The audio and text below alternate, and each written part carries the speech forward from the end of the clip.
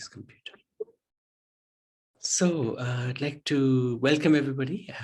Thank you very much for joining us, and I'd like to seek your good wishes and your blessings so that we are going to start a huge venture of looking at the Srimad Bhagavatam, which is actually a very large scripture.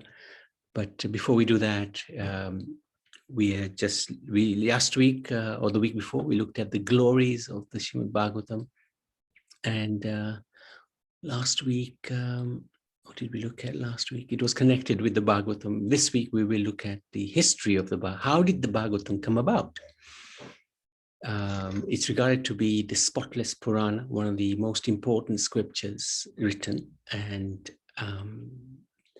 it's important to understand how it came about. And we shall try to do that today. Om Namo Bhagavate Vasudevaya. Om Namo Bhagavate Vasudevaya. Om Namo Bhagavate Vasudevaya. So, Ved Vyas, he's the author. He's the literal incarnation of the Supreme Lord. And he wrote many, many scriptures before this Bhagavatam, or recited this Bhagavatam. After completing the entire compendium of Vedic scriptures, including the Puranas, the Mahabharata, Vedanta Sutras, for the benefit of living entities, still Vyasdev felt a sense of dissatisfaction. So he wrote a lot of scriptures. Ved means knowledge, Vedanta, end of knowledge, Anta means end. He wrote millions and billions of verses, or he recited millions and billions of verses, and Ganpati wrote them all down. They included the Vedas, the Upavedas, the Vedangas, the Samhitas, the Brahmanas, the Upanishads, all different Shruti scriptures and Smriti scriptures. Smriti scriptures includes the Pancharatras, the Puranas, the Itihasas, the Tantras, the Sutras. Even after writing all of the Vedic scriptures, he still felt no satisfaction. There was a sense of dissatisfaction. And it's very unusual, right? Because if you've written about realized knowledge, transcendental knowledge, to feel unhappy or dissatisfied, something's not quite right. So he relentlessly reflected within himself, trying to find the cause of this turmoil at heart. But he could not understand the cause of his dejection. He couldn't work it out. How come I'm not feeling satisfied? I've written the whole of the Vedic scriptures. There's nothing higher. At that time, his guru, Narad Muni, came, the son of Brahma. He appeared and he understood what Ved Vyas's problem was. And he informed him, although he had shown great mercy by putting all the Vedas into written form, he had failed to specifically and repeatedly glorify the Supreme Personality of Godhead, Sri Krishna, who is the object of all sacrifices, the ultimate benefactor, and has the highest welfare of all living beings. So although Vyas had written all of the Vedic scriptures, there's not a huge deal that addresses the Supreme Personality of Godhead, Sri Krishna. So if we look at the Vedas, he's hidden. Krishna's hidden. He's not really in the Vedas. In some of the Puranas, he appears. So this is Ved Vyas, this is Narad Muni, who's come and given him transcendental Gyan, knowledge. And he instructs him about what to do, how to become satisfied. Thus, being inspired by his spiritual master, Vyasdev meditated on the divine lotus feet of the Lord. And by the grace of the Lord, he wrote the natural commentary on the Vedanta Sutras, which is the Srimad Bhagavatam. So this Bhagavatam is a natural commentary on the Vedanta Sutras. What does that mean? If we read, understand, study the Bhagavatam, it's as if we studied the whole of the Vedanta, whole of Vedanta.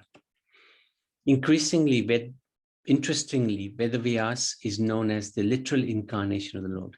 Such a task could only be God sent and God doing. So this is also Leela. Right? Vyasadev is actually considered to be the literary incarnation of the Lord. Sukadeva Goswami, who is the son of Vyasadev, he heard this Bhagavatam from his father, having also previously heard it from Roshi. We'll see this a bit later on.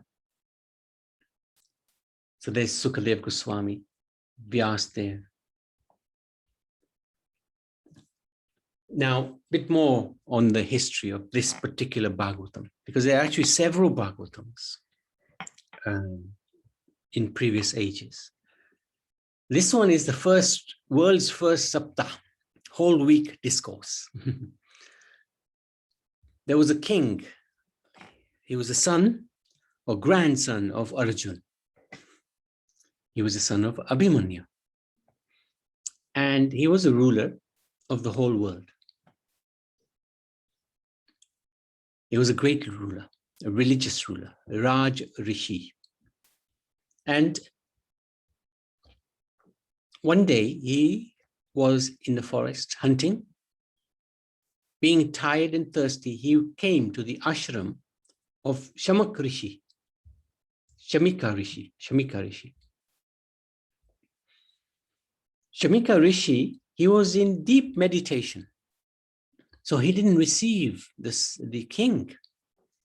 The king felt insulted and angry. He was very thirsty. He picked up a dead snake and he put that dead snake around the Rishi's neck, like a garland. Generally, when the king comes to see a Rishi, he would put a flower garland. But because he was so angry, he picked up the snake, a dead snake, and he put the snake around the Rishi's neck.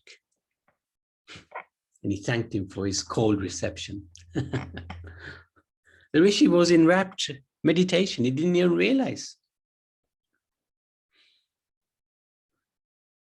The Rishi, Samika, had a son called Shringi. Shringi was playing with his friends. He heard of what happened. He became very angry and in a fit of rage. This immature boy, Shringi, cursed Maharaj Parikshit to die within 7 days. When the father realized, when Shamika Rishi realized that the son had done this, he was very disappointed with his son. Why did you do that? Maharaj, this was not a big offense. Maharaj Parikshit is a Raj Rishi. He's the ruler of the whole world. He's a great devotee of the Lord. What have you done?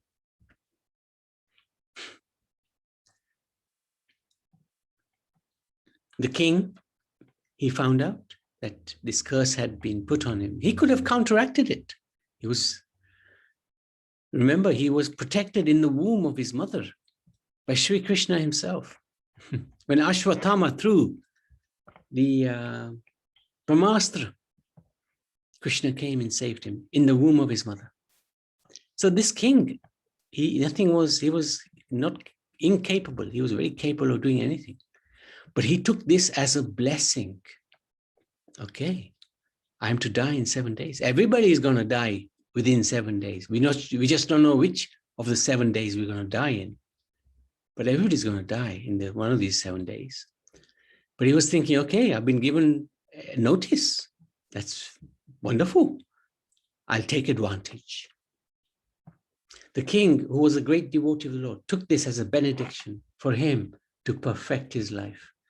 He enthroned his son as king, and he renounced his family. He renounced his opulence, and he went towards the bank of the Ganga to fast until death. But not just to fast. He wanted to hear Divya Gyan, transcendental knowledge. The news of this event traveled rapidly, and he brought many sages along with their disciples to where he was fasting. So many went there. Shukratal is the place on the Ganga, Shukratal. On the pretext of making a pilgrimage to a holy place, these saintly people, men, actually purify the places they visit. So he was very fortunate because saintly people came to where he was. The king was glad to see all the holy men assembled near him, and he worshipped them by bowing his head as they arrived. Then the king asked them, "Oh, great sages, what is the most important duty of one who is about to die? Please consider this and tell me." So Bhagavad Gita is where Krishna tells Arjuna how to live, how to do your duty in any circumstance, even the most difficult circumstance. Bhagavad Gita is the roadmap to life. But Bhagavatam starts where the Bhagavad Gita leaves off. Where the Bhagavad Gita finishes, Bhagavatam begins. How to die. This is the most important subject matter. And Parikshit Maharaj is asking the question. All the sages who had gathered around King Parikshit deliberated on this question and also decided to remain there until he left this world. There were some really exalted sages in this arena. They included Vyasadeva himself. They included Narad Muni, the guru of Vyasadeva. Some really exalted persons. But they all waited. Nobody answered Parikshit Maharaj. Then the great sage Shukadeva Goswami, he was only a 16-year-old boy. He was the son of Vyasadeva. He came on the scene. He was free from all cares, completely content within himself. Great Rishi. He was wearing the garb of a Vuduta, spiritually entranced ascetic, as though others neglected him because he would be carefree. But he was followed by many children, many women. But when he appeared on the scene in the presence of the sages and Maharaj Parikshit, everybody stood up. Everybody received him and paid their respects to him. Even Vyasadeva, even Narad Muni, because they recognized that Shukadeva Goswami was and is the most elevated personality in the three worlds.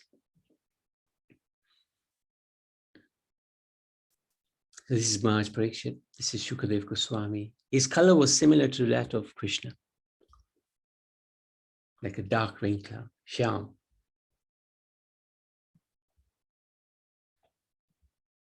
It was considered by the whole assembly of exalted souls that Shukadeva Goswami was the most qualified to address the king.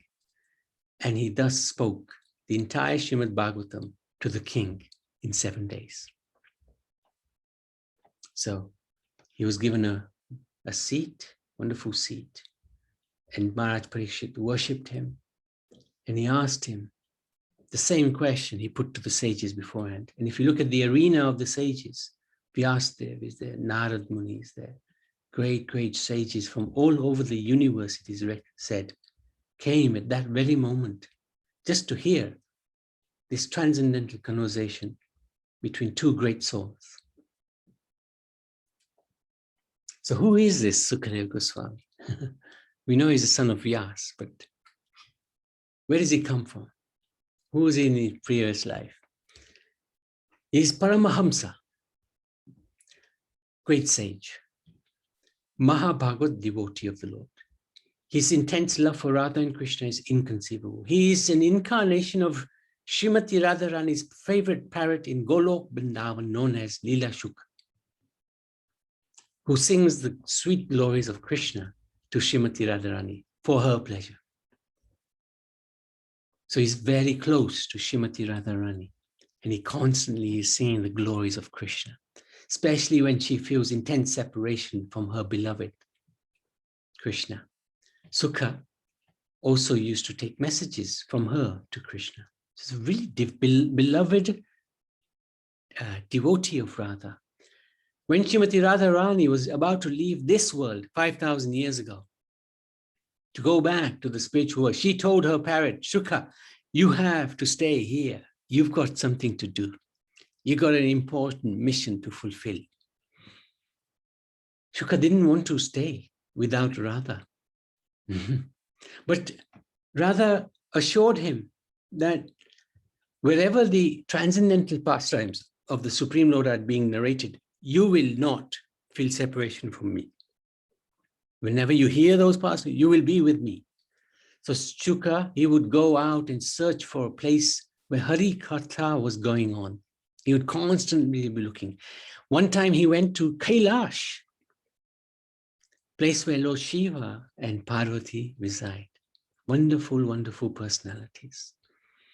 At that time, Lord Shiva was reciting the Srimad Bhagavatam to Parvati. Now, Bhagavatam is not easy. I have to say, Bhagavatam is a scripture. It's philosophy. There's many pastimes, but it's also philosophy. So it can be quite hard to understand. So Parvati was listening, but she fell asleep. The parrot was there, Shuka. He hid himself in the green leaves of the trees under which Lord Shiva was sitting and reciting the nectarian pastimes of his beloved Lord. Lord Shiva was completely absorbed in reciting, but Parvati fell asleep.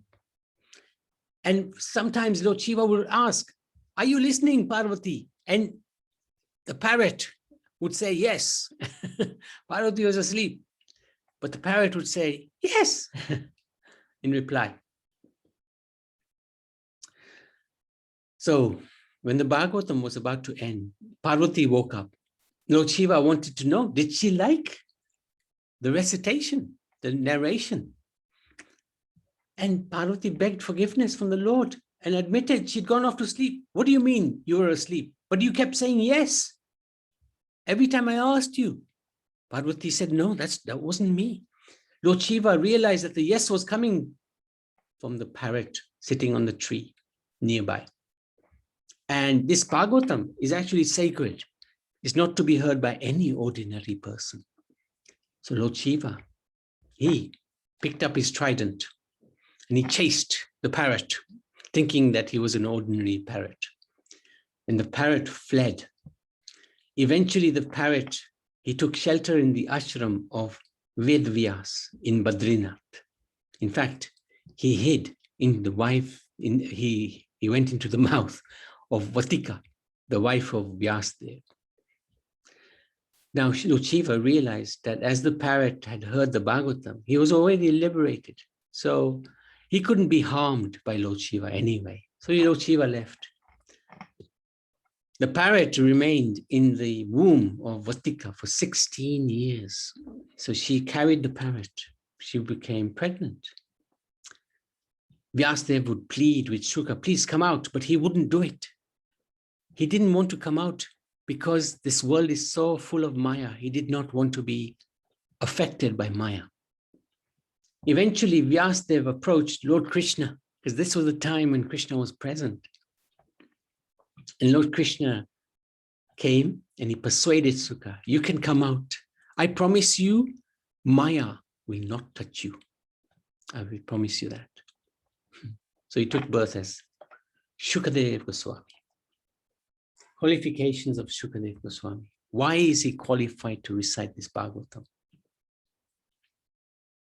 So in the Skanda Purana, it's described how Shuta Goswami mentioned to the sages headed by Shonak Rishi at Naimisharanya the qualities of a speaker and the listener of the Bhagavatam. So this is quite important to understand. It's a little bit detailed, so I won't go too much into the detail. But in order to really get into the mood of the Bhagavatam, both the speaker and the listener have to be qualified. If the speaker is not qualified, then the listener will not get much benefit. And the listener is not qualified, then he's got no chance. And the speaker will also feel, why am I bothering? So the most important quality of the speaker should be that he is Krishna Arti, meaning he only desires to speak about Krishna.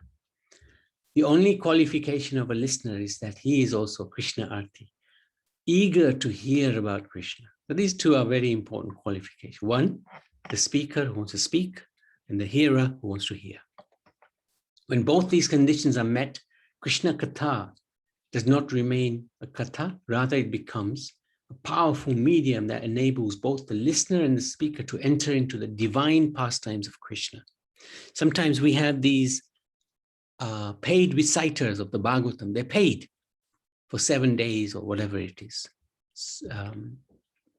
But they're just professional reciters. They're doing it because they're getting money.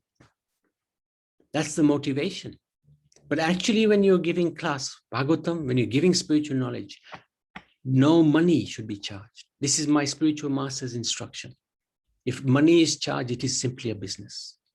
Bas. All you're going to receive is the money. That's the only benefit. Nothing else will be beneficial. While elaborating on these topics, Sutta Goswami mentioned the following 5 qualifications of the speaker of the Bhagavatam. So this is a little bit detailed. We did this for actually a college program one time.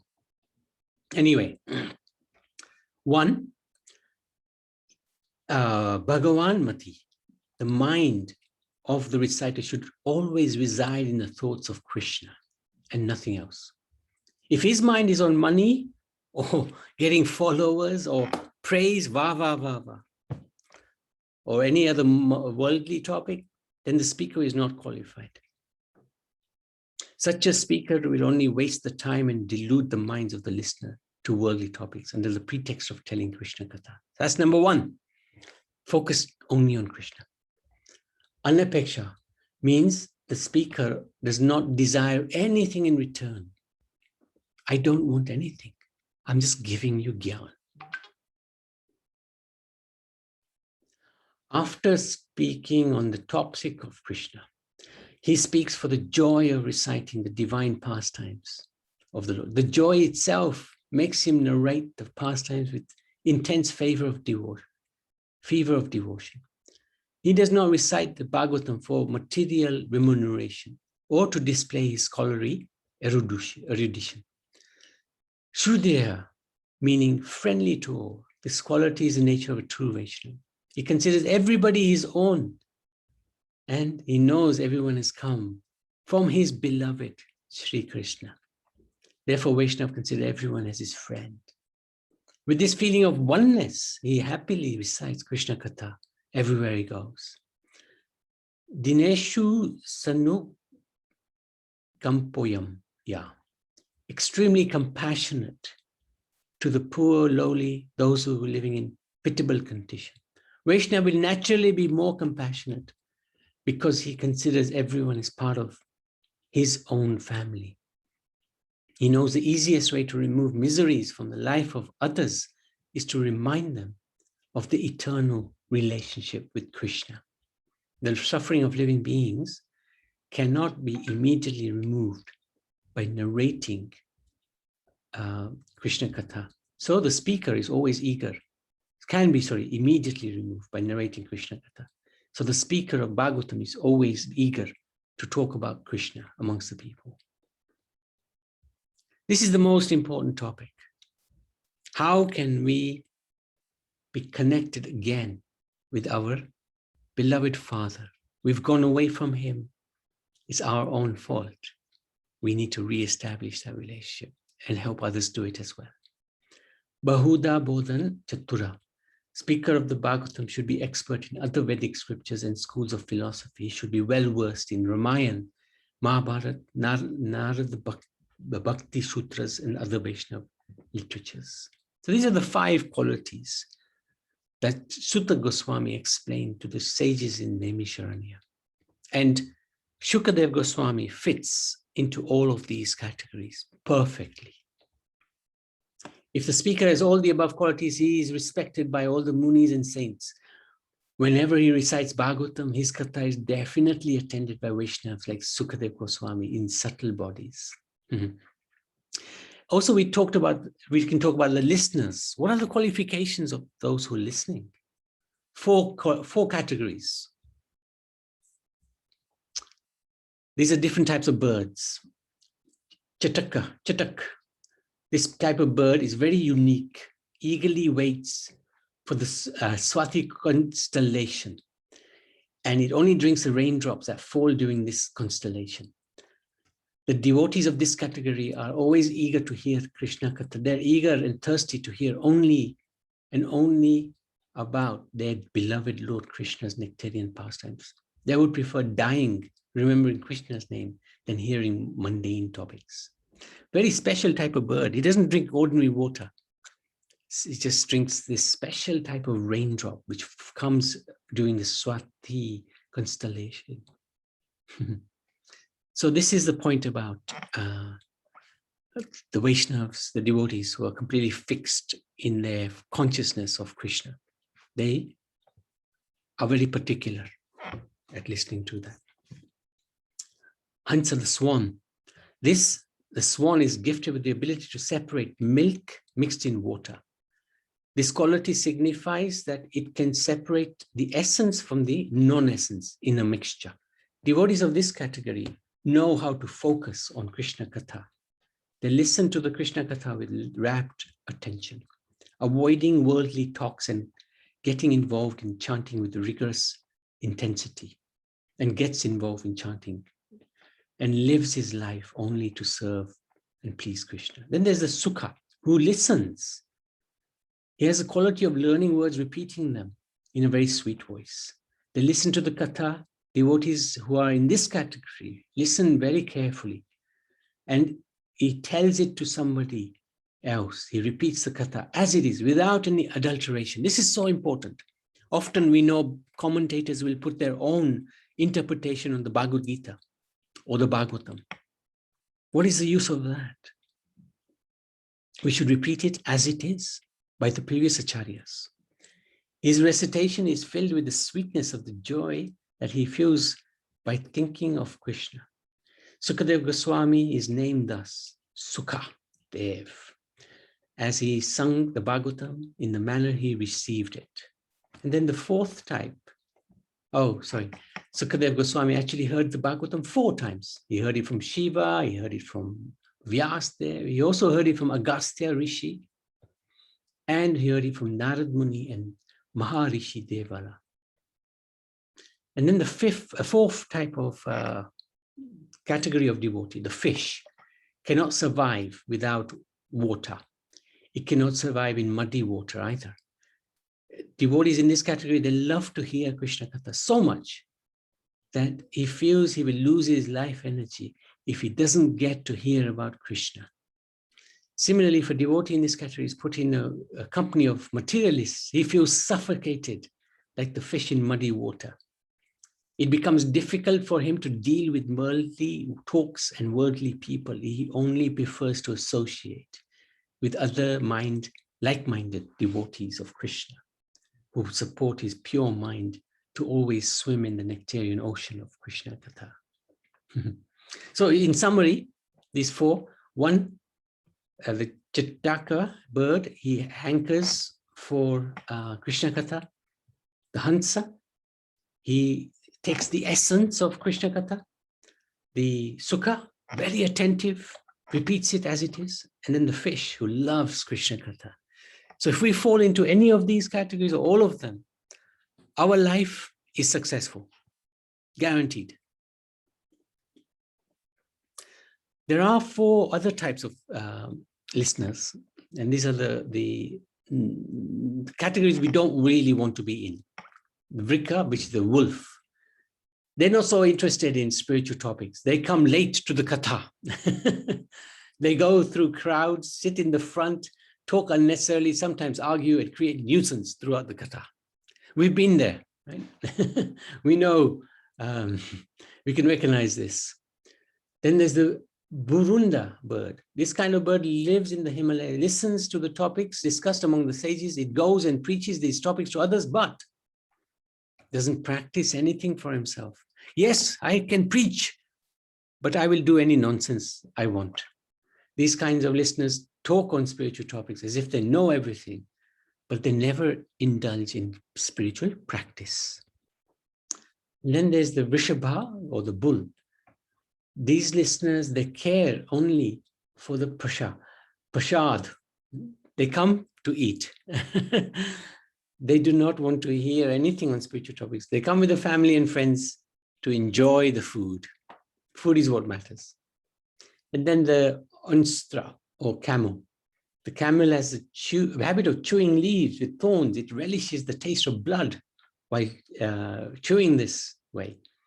The listeners of this category hear the katha, but they get inspired only by the negative characters of the katha. So they would be inspired by Shakuni and his love for his sister, Gandhari.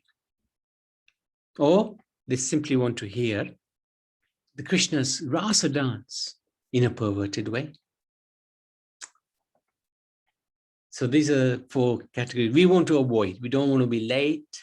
We don't want to just come for the food. We don't want to what else was there? Can't get there now. Okay. Let's practice what we preach, and also let's take all the positives. Don't just focus on the negatives.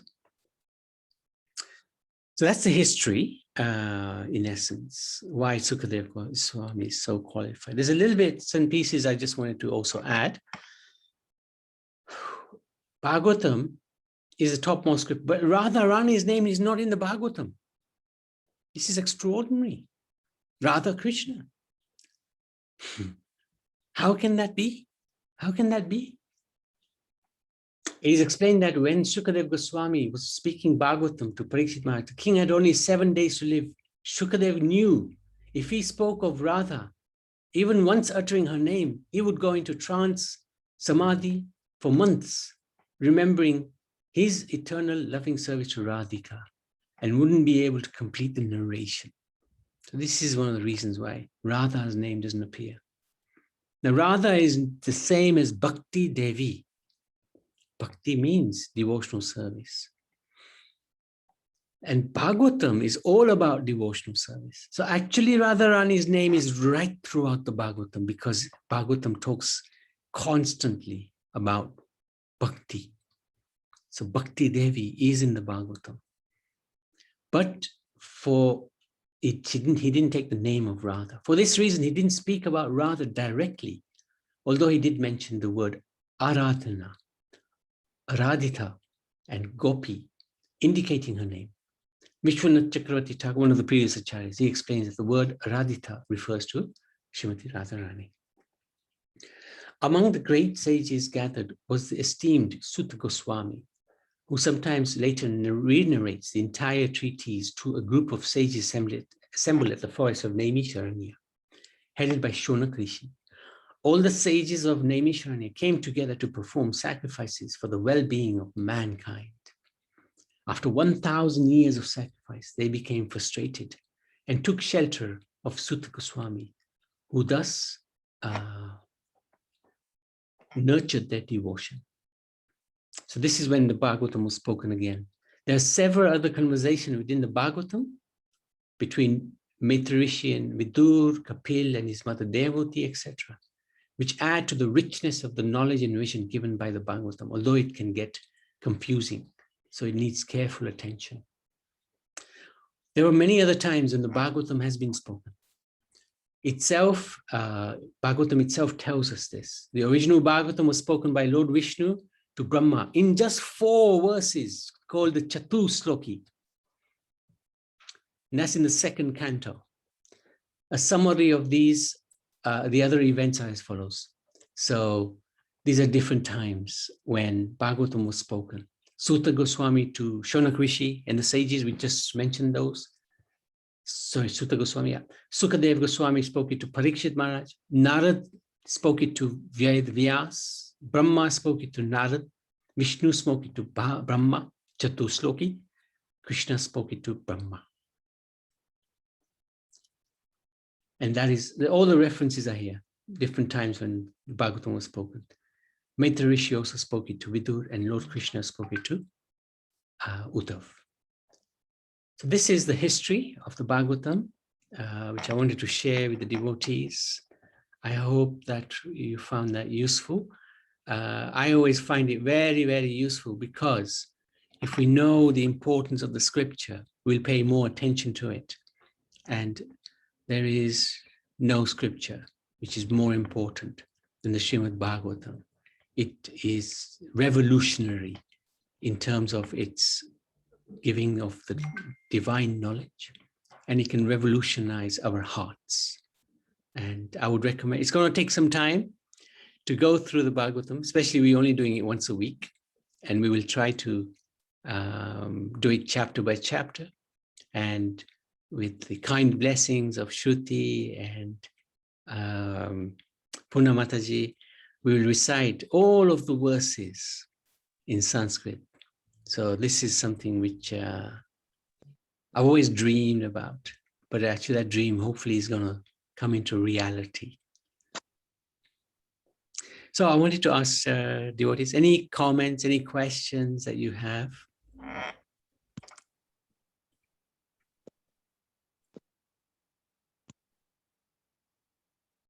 Everybody asleep? Anybody awake?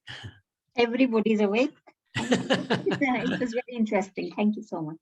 Thank you, Nilamben. Thank you for joining. Hare Krishna, Prabhu. But I can ask you something. Yes, I'm Saruji. listening. So, in short, what is the difference between Bhagavad Gita and Bhagavatam? Very good question. Bhagavad Gita is 18 chapters, 700 verses. Bhagavatam is 335 chapters, 18,000 verses. Bhagavad Gita is spoken by the Lord to Arjun, Yes. or sung by the Lord to Arjun. Bhagavatam is spoken about the Lord by devotees, generally speaking. Two devotees will gather and they speak about Krishna. It's a big difference. Bhagavad Gita is the roadmap to how to live in this world. Bhagavatam is how to die in this world, how to die and go back to Godhead. Because Sukadev, Parikshit Maharaj, he asked the sages, what is my duty now? I have been told that I will die in 7 days. What do I do? So that this instruction is on how to die. And of course, the devotee never dies. We simply change bodies and go, hopefully, towards the spiritual realm. So Bhagavatam is giving that guidance, how to become spiritually enlightened, especially at the end of one's life. There's many other differences. Bhagavatam is full of pastimes. Bhagavad Gita is just philosophy. It's really tough philosophy sometimes as well. But Bhagavatam, also tough philosophy in Bhagavatam, but there are also many, many pastimes, especially in the 10th canto of the Srimad Bhagavad Puran, where Krishna's pastimes are described in 90 chapters, 90 chapters. And truly, Sukadev Goswami gives the most incredible narration of Sri Krishna's life.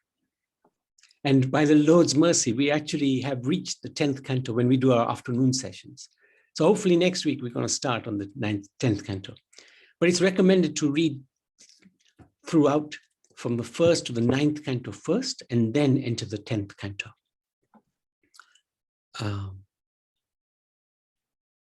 It is strange that I have never heard of Bhagavatam, only have heard about Bhagavad Gita. That is strange. But you've been to the classes at the manor, no? That's what they do in the morning. Every morning they do Bhagavatam class. No, we haven't been there.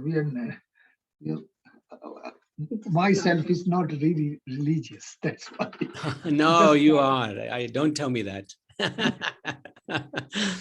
Bhagavatam is considered to be the highest Purana. Yes. And I remember hearing about it when I was young. And I just thought this is the same as the Bhagavad Gita. So I ignored it until I saw Srila Prabhupada's Bhagavatam. And then I looked at it and I thought, there's 30 volumes. This isn't the Bhagavad Gita. Bhagavad Gita is only a small book. And they told me, yeah, you got it right. Good, good. Thank you. Very nice. So I bought my first set of the Bhagavatam.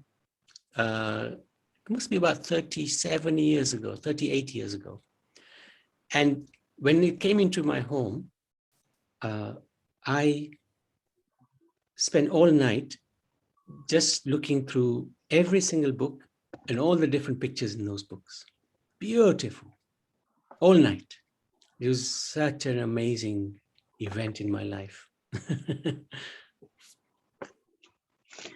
Hare Krishna Prabhu. Hare Krishna. Oh, Sunilji, was that answer okay for you? The Bhagavatam difference between Bhagavatam and Gita? Yes, Prabhu, but two things.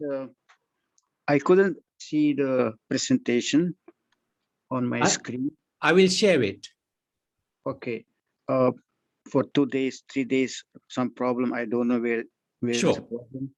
But I would like to know, you mentioned in the Katha that when you heard this Bhagavatam Katha, you don't have to give any money. But I have understood that if you go to the temple, you have to bring something along with you. If you listen to a katha by a devotee, you have to give something. So why you mentioned it? Very good point. Fantastic point. The speaker should not ask for money, but the listener must give dakshina in order for the knowledge to transfer. This is how the Gurukul works. Sandipani Gurukul. Sandipani Muni did not charge Krishna a penny.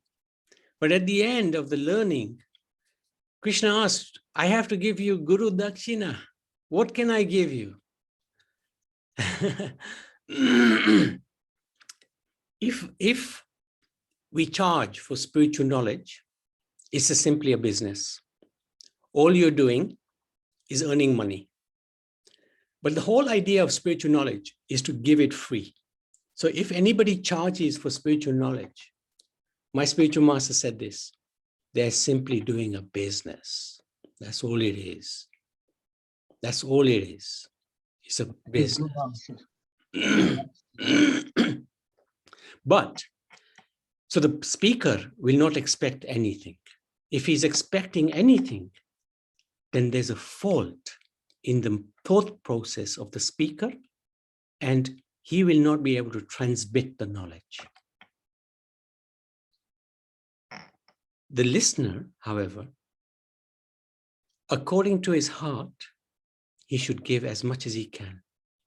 And what will it do? If he gives, his heart opens, the knowledge goes in.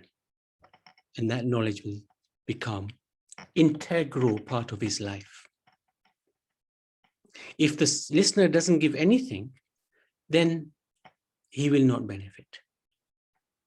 But when we say give, it doesn't even have to be money.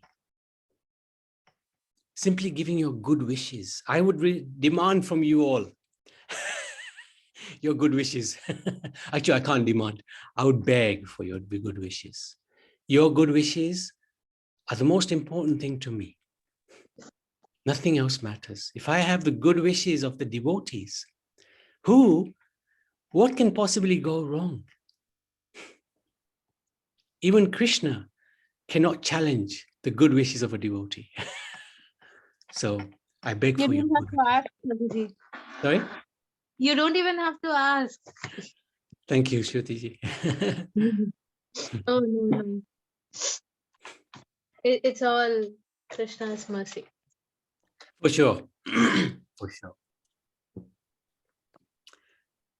Thank you so much. Is that okay, Sunoji? Does that make sense? Yes, Prabhu. Thank you very much for the clarification. Because yeah, sorry, go ahead. Go on. I have learned that anyway, but you goes deeper in this into the stuff that the speaker don't has to charge or ask, but the listener, if he is in the condition to give, Yes. he should give. If he's in a condition to give, he must give according to the best of his ability. That's correct. But the giving doesn't have to be just money. This is the beauty. You know, like Krishna, how did he repay his guru? He brought back the son of his guru from Yamraj. So that wasn't money. That was a wonderful gift. But and you're right. When you go to the temple, always go with something. Never go empty-handed. Always go with something. Give. We have this mentality in this world of taking all the time. We take. But you know, when you take, you're always going to be disappointed because we'll never get what we want. But when we have a mood of giving, we'll never be disappointed. Nobody can stop us giving, right? We can demand, you will respect me, but we may not get it. And we'll be disappointed. But nothing stops us from respecting others. So if we're always in this mood of giving, I will give. There's another person I know by the name of Sunil as well, who lives in Coulsdon. And he's got, not Coulsdon, Croydon.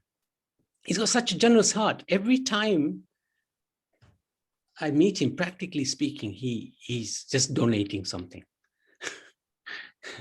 Such an incredible person. He's got this mood of giving. And you look at him, and he's always happy, always smiling. We think when we're giving, we're losing. But actually, when we give for spiritual cause, we're gaining, we're winning.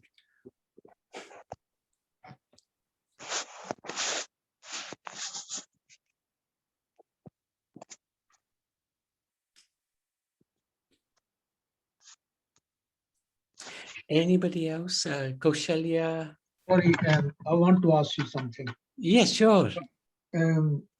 Finer point. I like your answer that this is Guru Dakshina, okay? This is how the Gurukul used to work. But point is, when you are going to a temple, you are just going there. There is no recitation. You just go there. So why do you say you should not go empty-handed? Because you're not listening to anything. Right. When you go to when you go to somebody's house, they invite you for dinner. You take something with them, flowers, chocolates, some, I was going to say champagne, but we don't drink. Sorry. You take something. So if you're going to the house of the Lord, you take something with you, always.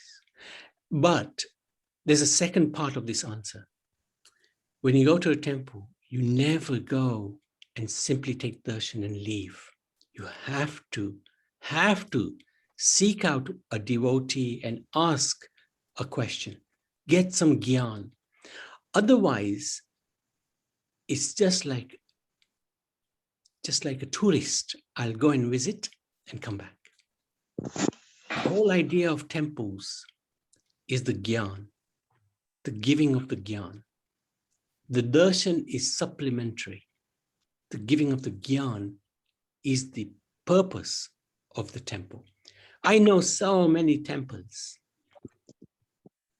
especially in Vrindavan, where you go and there's nobody to give you any gyan. Nobody. They're simply after money, darshan money. Give us money for darshan. That's not a temple. That's like a business place. They're using the deity for business purposes. Give me money, you can have darshan. But the whole idea of temple is you go to a temple to get knowledge. Temple is about knowledge. If a temple is not giving knowledge, then there's something missing in that temple. They've missed the point of the temple. So when we go to the temple, we make it a point. Even I may know the answer, I may not know the answer. It doesn't matter. I ask a question. My dear Prabhu, tell me what Krishna says in the Bhagavad Gita in the second chapter. That's usually my question, and somebody will answer it and some others will not answer it, but I always ask the question. Gyan is very important. Prabhu, Yes. one experience, when I visited Gurudwara, but now it's closed. I have some good friends over there. When you go into the hall where the preaching is going on, where the kirtan is going on, you move forwards and then you pay your obeisances, and there's a donation box. Whatever you can give, 1 coin, 2 coin, 10 euros, 20 euros is up to you. Yes. Almost 99% of the community is giving. Yeah. And so I think this is a very nice model. It's a fantastic model. We should give. And they distribute free prasad and langar. Yes. And they never ask anything for the langar. You can eat whatever, how much you like. And if even you can bring to home, if you have a request, can I have something for at home? Yes. But they have their own persons, their sponsors. But what I mean by this is a very nice example, the It's a good Gurdwara. example. It's a good example. You're right. You're right. You're right about that. Somehow we, as the Hindu community, lack a little bit of that, unfortunately. But I know from the Sikh, and I also know from the Islamic community, they can raise funds so quickly and so effectively, we somehow, there's a block in our mind. And we know because we've just, purchased a temple or a place of worship, which now we are hopefully going to embark on a journey to refurbish it. We're just about to start that, hopefully in the next week or 2 weeks.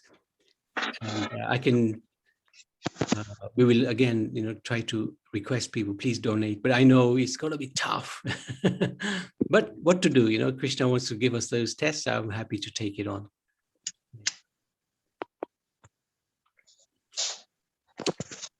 Dr. Chitkara, does that answer the question?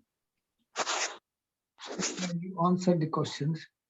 Somebody talking about Gurudwara and Hindu religion. Because Hindu religion is very complicated. It's complicated. Very complicated because the people don't have answers to simple questions. Yeah. You have told about Bhagavatam, very complicated stories. But if you ask a child about Hindu religion, and he will ask you, look, my friend says, you have so many Bhagwans. We tell them Hindu religion also believe in one supreme God. But then he asks why there are so many Bhagwans. People have not answered these simple questions to their spot on. That is the problem with Hindu religion. Even if my son asks me why there are so many Bhagwans, what is the difference between Bhagwan and Devta? Very good. I know a little bit difference. I know they call Devta is somebody who gives, like Surya Devta, Pani Devta, Indra Devta.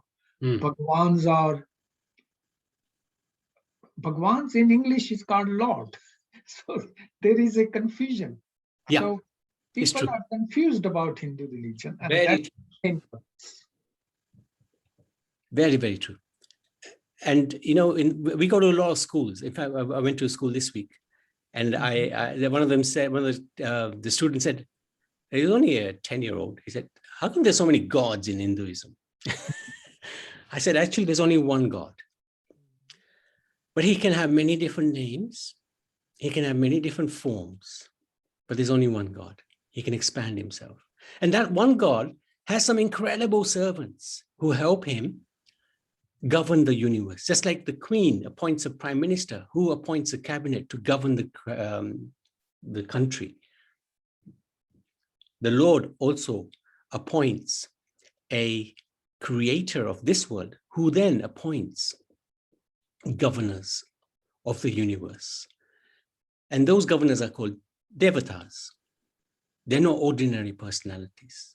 They are wonderful devotees of the Lord because they're carrying out the orders of the Lord, but they're not God.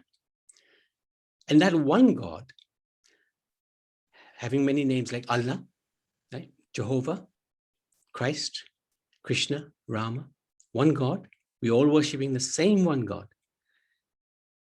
But where it gets complicated is he can take many different forms. And this is the beauty of Sanatana Dharma, because Sanatana Dharma gives it as it is.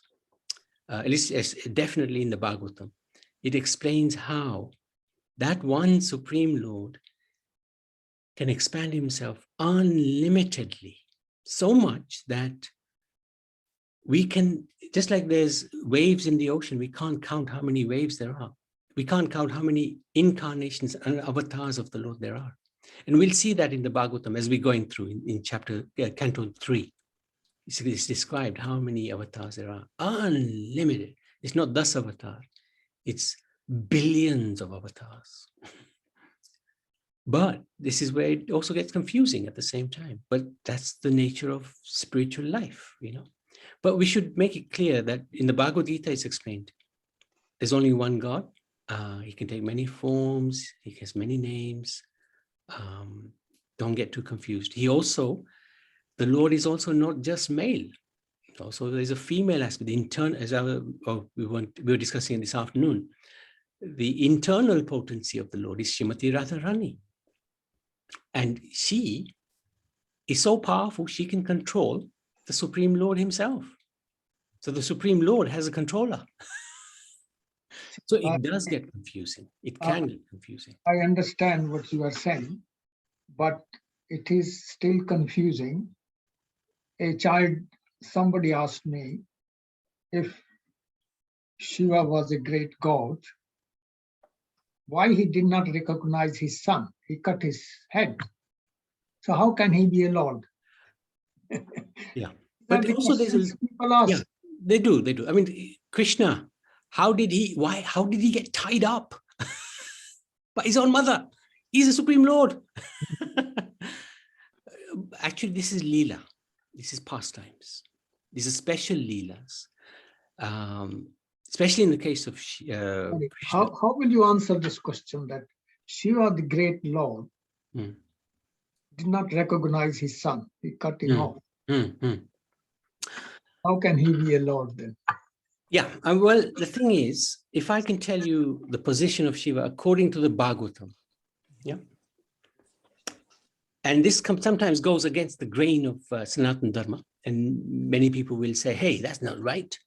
But this is what, I'm not saying it, why should I? I mean, at the end of the day, I'm only going to repeat what Bhagavatam says. I've got no particular allegiance to anybody in this world, you know. But so I'm simply aligned with the scriptures. But the Bhagavatam explains that Lord Shiva's position is that he is a devotee of the Lord. When Krishna or Vishnu want to touch this world, they do it in the form of Shiva. So Vishnu plus this world becomes Shiva. Just like milk, add lemon juice, it becomes yogurt. Now, the position of Shiva is explained that he lives in Kailash, which is in between the spiritual and the material worlds. It's an eternal place. It is a place of great joy for the bhaktas of Shiva. But it is not the spiritual kingdom.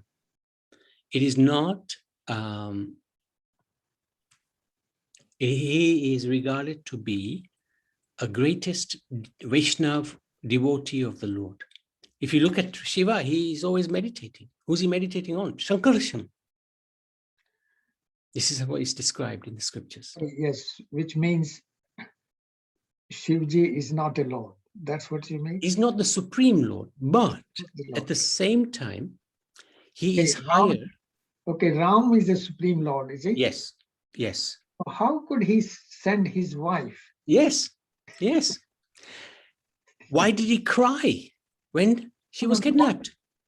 No. Because he came as a human being in order to show that any attachment in this world is always going to be very painful. So this is Leela. Yeah, this is pastimes. I know exactly where you're coming from. I know what you're saying. How can the Lord, how can Krishna steal Makhan? Yes. He owns everything. Why does he steal Makhan? Krishna says one thing, he means something completely different. How can that be the supreme absolute truth? It's true. So But people this is want to know the answer. no, we know the answers. This is the Lord's sweetness.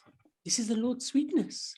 He's showing he's not just the greatest. He's not just somebody who's very wealthy and knowledgeable and famous and renounced, etc., etc. But at the same time, he's so sweet, you can fall in love with him. This is the point. This is the point. Ramachandra, why did he abandon? He didn't abandon her. He took her or sent her to Valmiki Rishi's kingdom, or ashram, which is within his kingdom. He was still looking after Sita. If he'd abandoned her, he would have married. The sages told him, you're doing an 11,000-year yajna. You need a wife. You've sent Sita away, you need a wife. Okay, Ramachandra said, I will bring one. He made a deity of Sita who sat next to him in the yajna for 11,000 years. If Sita was abandoned by Ram, that would not have happened. He would have remarried. So if a child asks you these questions in simple one, I know you explained it too long, but you go to schools and colleges. If they ask you this question, how will you answer these questions in very simple terms? That Ram did what? Not too long an answer. Just Well, the simple answer is because he was a king, he had to set the standard. If his subjects were doubting him, then he had an obligation to address those doubts because he was king. He was not an ordinary person. As king, he had to be whiter than white. And therefore, he placed Sita in the care of one of the greatest sages of that time within his own kingdom. So Sita was not abandoned. And Sita herself was actually very happy to take this position because she understood the position of Ram as king. Yeah, that is a good explanation. I agree. Thank you. Oh, thank you so much. Thank you for the question. I think No. I don't want to bore other people. I have quite a few questions, but I will ask you as we're going along, please. As we go along. And I'm just looking at the All the chat. questions today. No, thank you. No, thank you very much. Puna Mataji, you have a question. Here. Oh, Hare Krishna, Bimal. How are you? I'm good. Are you? Very good, thank you. So we talked about Gita, way of life, and Bhagavatam mainly towards moksha, I would say. Yes, correct. Correct. And I wonder that do we expect some level of life experience or an understanding of Gita first for a listener to digest the Bhagavatam better? Or Yes. in other words, is there any age or a stage of a life where you expect that now it's time to listen to Bhagavatam? Very good question. And you're right. Actually, Bhagavad Gita is the first scripture that we would read. It's like the ABC. And Bhagavatam is like the A-level or degree level study. So it's a higher level of study. That is for sure. But the beauty of Bhagavatam, and Prabhupada explained this, is just like a mango, wherever you bite a mango, it's sweet. Bhagavatam is the same. Wherever you bite it, it's sweet. Even though it's a lesson, the questions are about what is the duty at the time of death. The answers are very, very broad, extremely broad. And they give guidance in every walk of life, whether one is beginning, like I'll give you an example. Prahlad Maharaj was 5. Dhruv Maharaj was 5. Their pastimes are narrated in the Bhagavatam.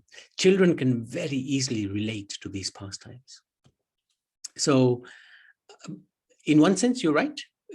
Before we delve into the Bhagavatam, Bhagavad Gita is good to understand or read at least.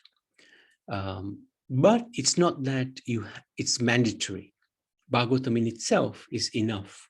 And it gives the basics, it gives the complicated, it gives the pastimes, the stories, the leelas. It gives everything, basically. And it's said that once you start reading the Bhagavatam, never stop. Just read over and over again and again. Because it's such an incredible scripture. I've read it many, many times. And I never get bored. Every time I read it, I think, wow, I never read that before. Because it's very enlightening. Very, very enlightening. So, a little bit an extension on that question, honestly. Gita, when I read personally, every time I could correlate it with the situation of my life and problems, and every time the same message I could correlate with different scenarios and different phase of life. Whereas Bhagavatam, I understand from you, is more of a pastime, and where you probably, I may be wrong, you probably lean towards the leelas, and that's where probably all the groups of people and devotee can get out of it. But do you think there is a logic which is mainly there in Gita, or we can fix with a tark, right, which you can straight away correlate? Is it more of a faith or enjoying the leela, but there is still a tark or a logic in Bhagavatam as well? There's both. There's a lot of philosophy and there are a lot of pastimes as well. It's a very nice mixture. And the philosophy complements the pastimes. So it's giving stories in a way that you can understand the philosophy. For example, Ajamil, he was a Brahmin boy, good boy in the beginning, but he got influenced by a prostitute. And at the end of his life, he was such a terrible person. But somehow he chanted the name of Narayan. His son was called Narayan. And he was saved from from going to hell just by chanting this name of Narayan. So that story, a wonderful story, wonderful pastime. You always remember it. But it backs up a philosophical point, which is that the holy name of the Lord is very powerful, and how if one commits some sin, you cannot just atone for it, but actually if you're chanting the holy names, you can destroy the seed of that sin. So the pastimes are there, but they're complementing the philosophy to understand the world that we're living in, to understand how to go back to that world we should be living in. So Bhagavatam is, in that sense, it's far higher, far higher than the Bhagavad Gita. Bhagavad Gita is very good. I love it. I've read it many, many times. And every now and then we start a course on the Bhagavad Gita, and I always learn so much from it. But Bhagavad Gita is just the ABC, simply ABC, compared to Bhagavatam. There's nothing that can compare to the Bhagavatam. Thank you. Thank you so much. I'd like to thank everybody. Nice, amazing questions, great interaction. Thank you so much. And Next week, I don't think we're still going to start on the Bhagavatam. I'm just going to do a very big overview of the Bhagavatam. You know, like how many chapters, what are in these cantos, just giving a flavor. And then the following week, we'll start with chapter 1. And I hope everybody will be able to join and really dive into the nectar of the Bhagavatam. It will take a long, long time, but the journey is well worth it. Well worth it. And I look forward. Same time? Same time, same place. And I look forward to your questions, Dr. Both, Chitran. both. Thank you so much. Hare Krishna. Hare Thank you. Thank you, everybody. Hare Krishna. Thank you, Hare Bol. Surendra. Thank you, Shruti. Thank you, Ram Thank Ram. Hare you, Krishna. Sunil. Hare Hare Krishna. Thank you, Bol. Kaushalya Maji. Thank you, Punamaji. Hare Krishna.